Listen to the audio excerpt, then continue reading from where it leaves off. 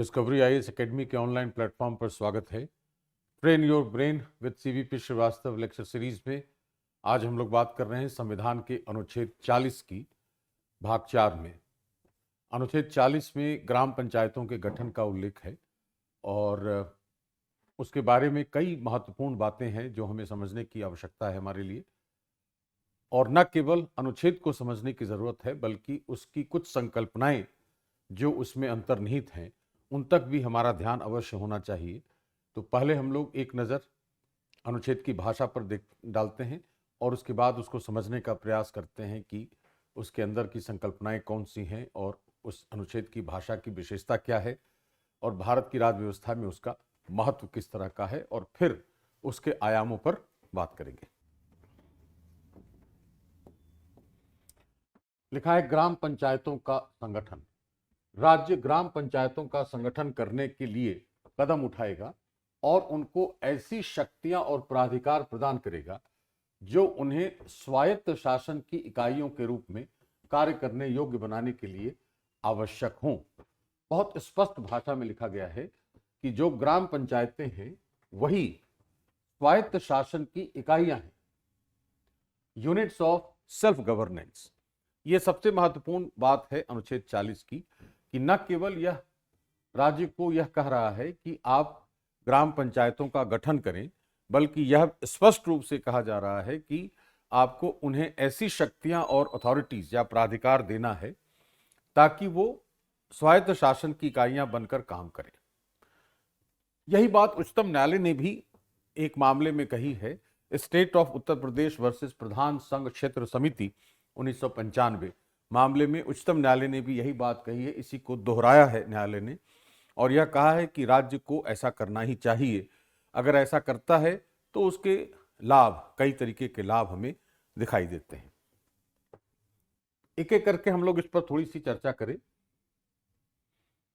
कि भारत की जो स्थिति है उसमें एक डायग्राम मैं आपके लिए बना रहा हूं, उसको समझने में आसानी होगी। यहां संघ है, संघ ने राज्य का निर्माण किया है भारत में।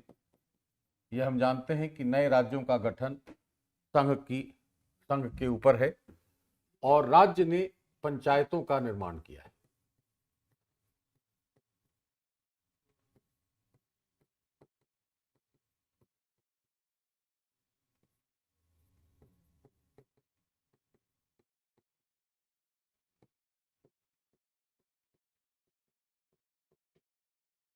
और पंचायतों के माध्यम से हम जनता तक वितरण कराते हैं। अब स्थिति यह है कि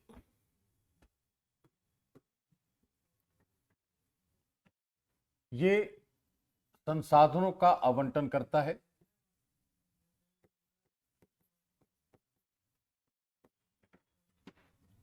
और राज्य उसका वितरण करते हैं। इसके साथ साथ चूंकि राज्य ने ही पंचायतों का निर्माण किया है तो राज्य भी कहीं ना कहीं आवंटन करता है पंचायतों के लिए और पंचायत इसका वितरण करते हैं। यही स्थिति बनी हुई है भारत की राजनीतिक व्यवस्था में कि संसाधनों का आवंटन संघ करेगा राज्यों को, राज्य उसको वितरित करेंगे, लेकिन वितरण तो करेंगे पंचायतों के जरिए, लेकिन इसके साथ साथ राज्य कुछ संसाधन पंचायतों को आवंटित भी करेंगे और उन आवंटित संसाधनों का वितरण भी पंचायत करेंगे। इस तरीके की व्यवस्था हमारे यहां बनी हुई है। तो इसको ऐसे लिखा जा सकता है, एलोकेटर ए वो रिलेशन हो गया डिस्ट्रीब्यूटर कम एलोकेटर, और इसका रिलेशन हो गया डिस्ट्रीब्यूटर। तो इस तरीके से लीनियर तरीका है। यहां पर यूनियन है, यहां स्टेट्स हैं और यहां पंचायत है।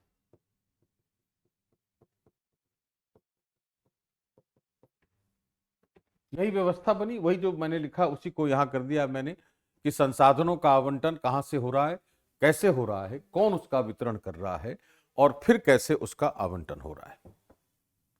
अब जो अनुच्छेद 40 है उसका जो सिद्धांत है वह विकेंद्रीकरण है।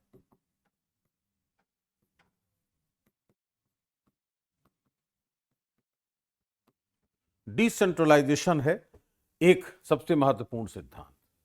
दूसरा कि जब पंचायत काम कर रहे हैं राज्य के अनुरूप, तो पंचायतों को राज्य से सहायता मिलनी चाहिए और राज्य को संघ से सहायता मिलनी चाहिए। तो जो निचली एजेंसी है उसको ऊपर वाली एजेंसी से सहायता मिलनी चाहिए। इस सिद्धांत को हम कहते हैं सहायिकता। तो दूसरा सिद्धांत है सहायिकता का, अंग्रेजी में कहते हैं सब्सिडियरिटी।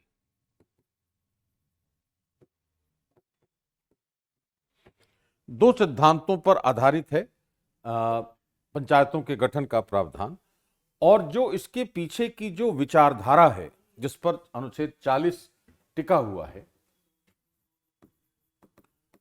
अनुच्छेद 40 की जो विचारधारा है वो लोकतांत्रिक समाजवाद है, जो हमारा संवैधानिक लक्ष्य भी है, डेमोक्रेटिक सोशलिज्म है। और इसका जो उद्देश्य है, उद्देश्य इसका है वितरण न्याय सुनिश्चित करना।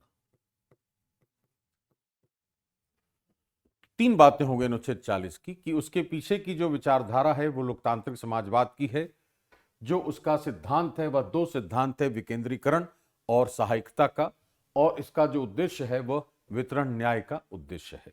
इस तरीके से हम उसको समझ रहे हैं। अब इसके बाद जो भी बात मैंने कही कि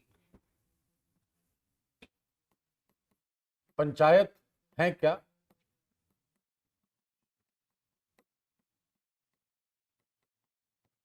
अभी यहां हमने पढ़ा है, यहां लिखा है स्वायत्त शासन की इकाइयां हैं।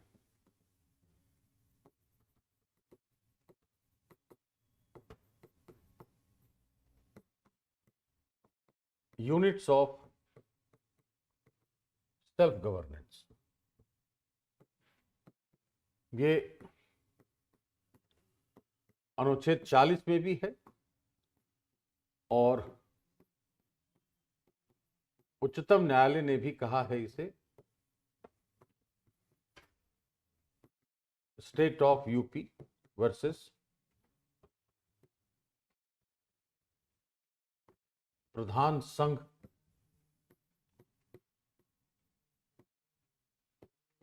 क्षेत्र समिति 1995 मामले में न्यायालय ने भी ऐसी बात कही है।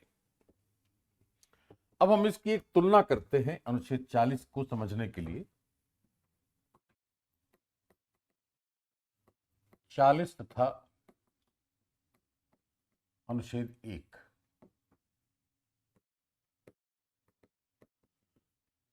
अनुच्छेद 1 में भारत राज्यों का संघ है, तो संघ और राज्य द्विस्तरीय शासन की बात करता है। यह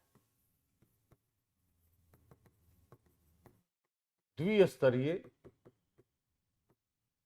राजनीतिक ढांचा है इसका, और संघ और राज्य इसके दो अवयव हैं।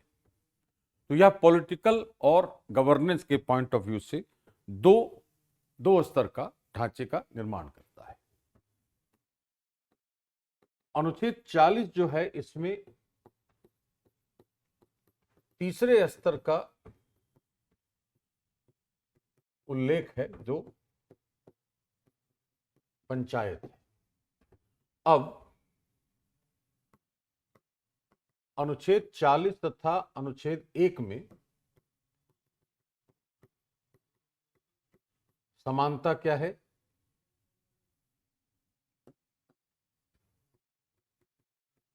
कि दोनों ही प्रावधान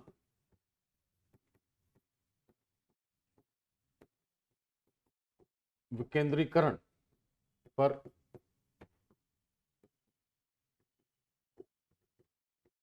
आधारित हैं, डिसेंट्रलाइजेशन पर। सब्सिडियरिटी भी है, मुख्य रूप से डिसेंट्रलाइजेशन है। और भिन्नता क्या है? अनुच्छेद 1 में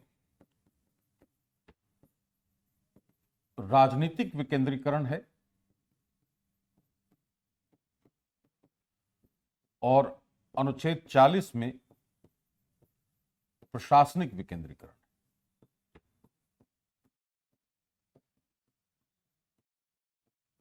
एडमिनिस्ट्रेटिव डिसेंट्रलाइजेशन है। यह अनुच्छेद 40 की विशेषता होगी। इसके बाद है कि जो दूसरी तुलना करें अनुच्छेद 40 तथा भाग 9 एवं 9A, यह है 243 to 243O और यह है 243P से 243ZG। ये 74वां संशोधन है 1992 नगर पालिकाओं के लिए, और यह 73वां संशोधन है 1992 पंचायतों के लिए। तो अनुच्छेद 40 उसको प्रेरणा स्रोत है। अनुच्छेद 40 कहा जाएगा कि अनुच्छेद 40 भाग 9 तथा 9A का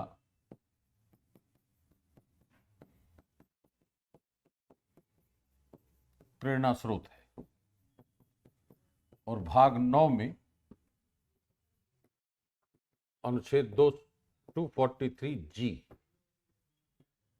इसमें पंचायतों के कार्य वो क्या है? आर्थिक विकास एवं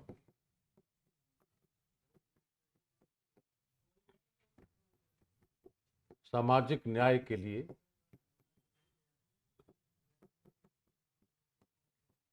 योजनाओं का निर्माण एवं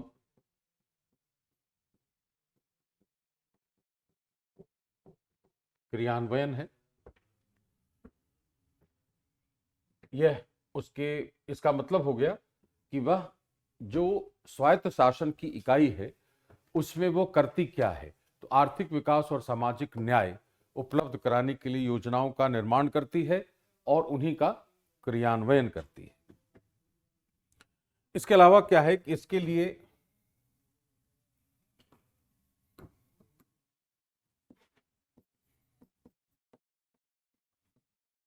स्वायत्त शासन की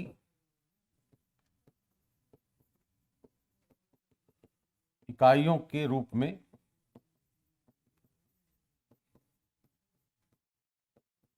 कार्य करने के लिए